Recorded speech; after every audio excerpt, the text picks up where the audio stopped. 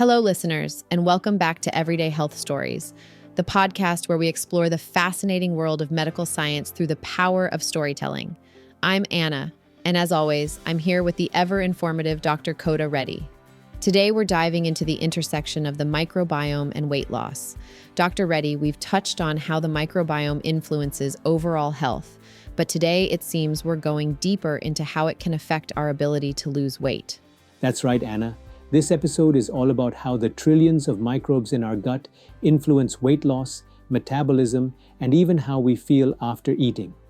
It's a topic filled with cutting-edge science and practical takeaways, and I'm excited to share it with our listeners.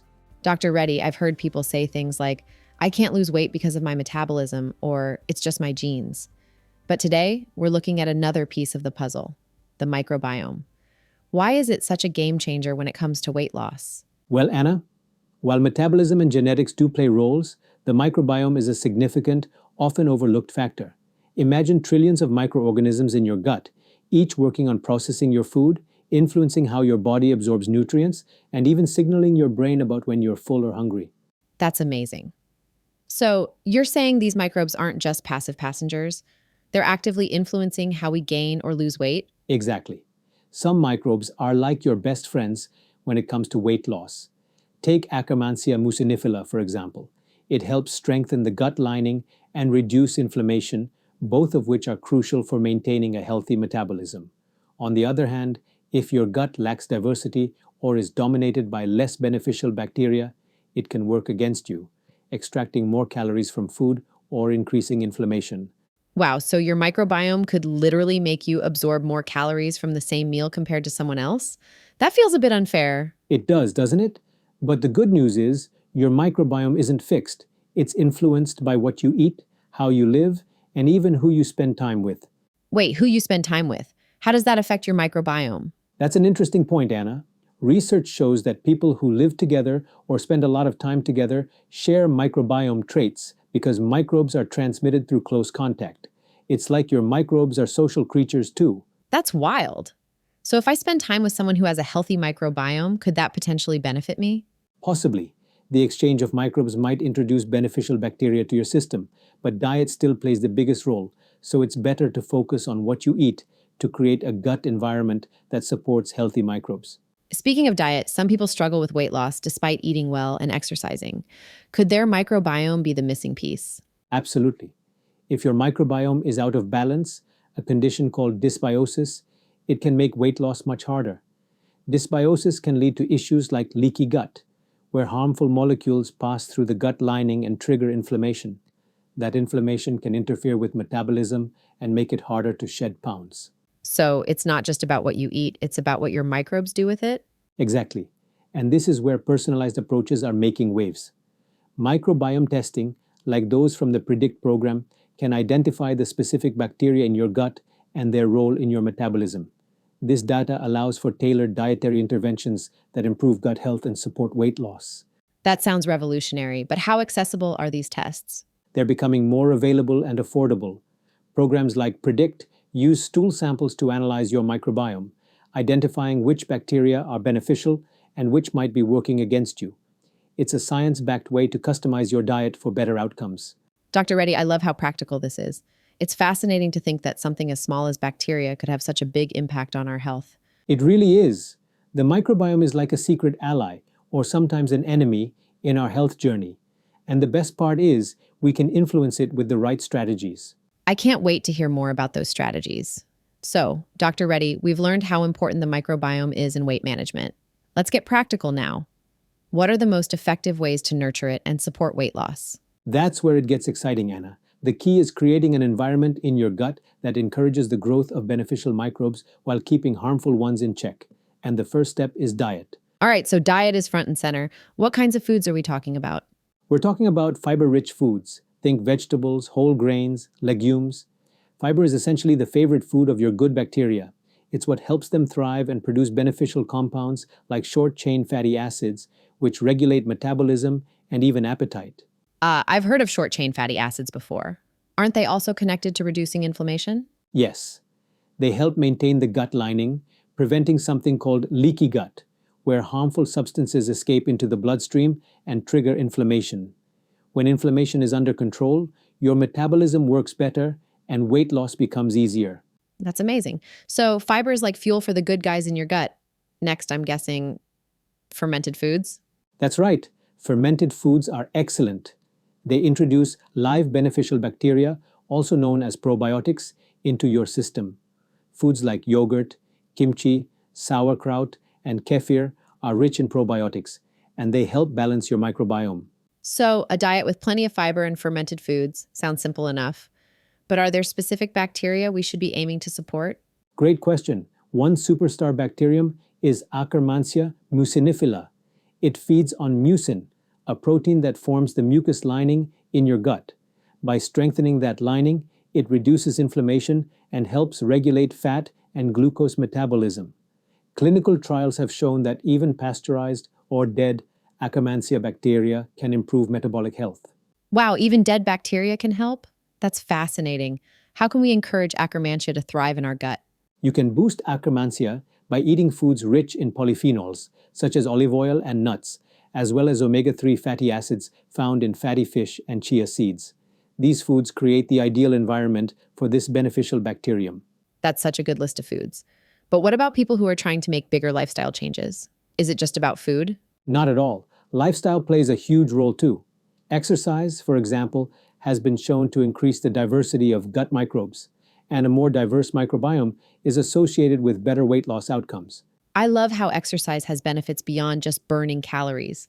So you're saying it actually changes what's happening inside your gut? Absolutely.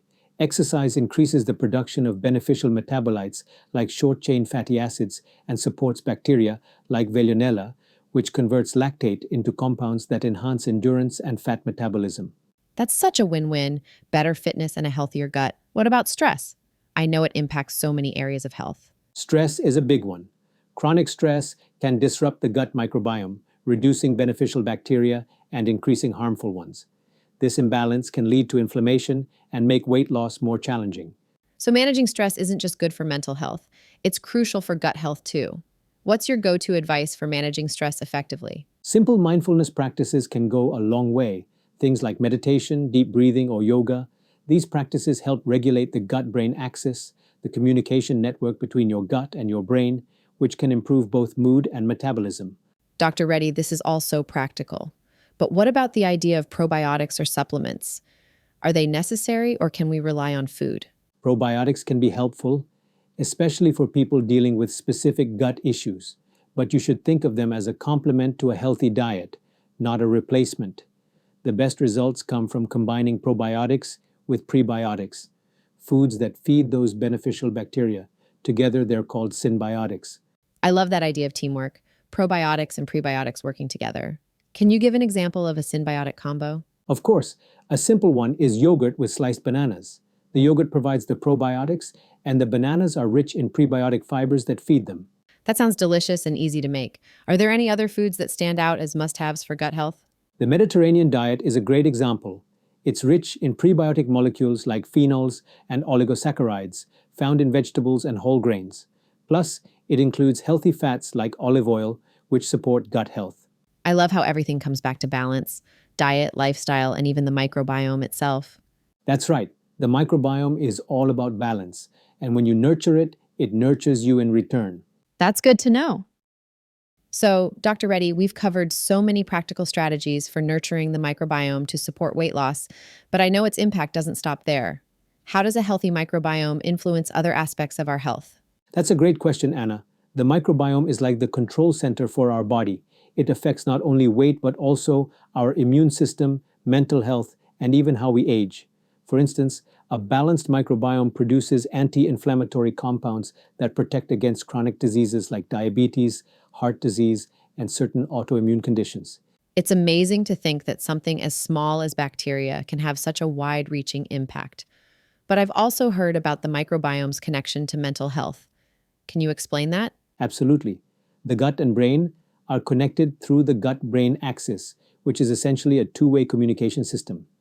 Beneficial bacteria in the gut produce neurotransmitters like serotonin and dopamine, which influence mood, stress levels, and cognitive function. So if someone is feeling anxious or struggling with focus, their gut health could be playing a role? Exactly. An imbalance in the gut microbiome can lead to inflammation that affects the brain. This is why improving gut health often leads to better mental clarity and emotional resilience. Let's circle back to weight loss for a moment. You mentioned earlier that losing weight can actually change the microbiome. Can you elaborate on that? Definitely. Weight loss increases the diversity of the microbiome, which has a ripple effect on metabolism and gut health. For example, as you lose weight, bacteria like Akkermansia, muciniphila, and Bifidobacterium longum become more prominent, which further supports fat metabolism and reduces inflammation. It sounds like a positive feedback loop. The healthier your microbiome, the easier it is to maintain weight loss. That's exactly right, Anna. And what's fascinating is that even small changes like adding more fiber or reducing processed foods can make a big difference in shifting that loop in the right direction. Before we wrap up, let's talk about what listeners can do right now to start improving their gut health. What's the first step you'd recommend? The first step is evaluating your diet. Start by adding more fiber. Think leafy greens, legumes, and whole grains. Incorporate fermented foods like yogurt or kimchi to introduce beneficial bacteria, and reduce processed foods that can harm your microbiome. And for those who want to go a step further, would you recommend microbiome testing? Yes, for those looking for a personalized approach, microbiome testing can provide valuable insights. It's a way to tailor your diet and lifestyle to support your unique gut bacteria, optimizing not just weight loss, but overall health. Dr. Reddy, this has been such an enlightening discussion. It's empowering to know that small, intentional changes can have such a profound impact on our health. I'm glad you feel that way, Anna. The microbiome is one of the most powerful tools we have for improving our health. It's a lifelong ally. To our listeners, if you found today's episode insightful, don't keep it to yourself. Share it with friends, family, or anyone looking to take charge of their health. And if you haven't already, subscribe to Everyday Health Stories. By subscribing, you'll never miss an episode and join a growing community dedicated to unlocking practical, science-backed strategies for living your healthiest, happiest life. And as always, please remember this podcast is for informational purposes only. Always consult your healthcare provider for medical advice. Take care, everyone. Thank you, Dr. Reddy, and thank you, listeners, for joining us. Until next time, stay curious, stay healthy, and take care of your microbiome. It's the key to better health, inside and out.